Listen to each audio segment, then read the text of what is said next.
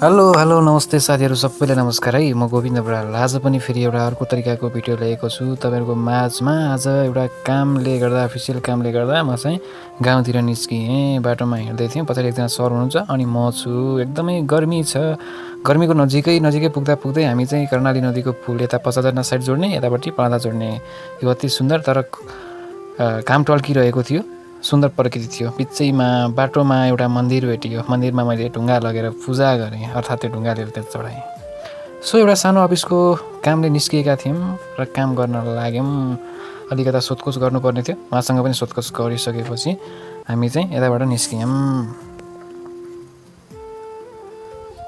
सामान्य कुरा उहाँसँग गरिसकेपछि गाउँमा जानुपर्ने थियो। गाउँमा सबैलाई जम्मा गरिसकेपछि उहाँसँग केही छलफल गऱ्यौँ र उहाँसँग केही पिजिटी तालिमहरू पनि दियौँ र हाम्रो अफिसको बारेमा केही कुरा उहाँसँग जानकारी दिइसकेपछि उहाँहरू मक्कै पर्नुभयो र उहाँहरूले ज्याउ संस्थाप्रति पोजिटिभ बुझ्नुभयो र राम्रो धारणा दिनुभयो।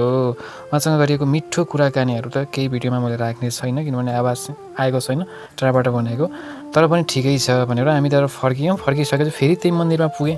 त्यही मन्दिरमा पुगिसकेपछि फेरि पूजा गर्न सुरु भयो। ढुङ्गा चढाएर मन्दिरमा ढुङ्गा चढाएँ। फेरि जाँदाखेरि पनि चढाइहाल्यौँ। अनि हिँड्दै गर्दा जो अघि देखिएको पुल थियो त्यहीँनिर पुग्छौँ र त्यही पुलबाट भिडियो बनाएँ। यतापट्टि कर्णाली नदी निलो तरिकाले बगिरहेको छ। टन्डलापुरको घाम जस्तै टल्किरहेको छ। एकदमै सुन्दर प्रकृतिसँग मनोरञ्जन लिन पाउँदा एकदमै खुसी लागेको छ गाइस।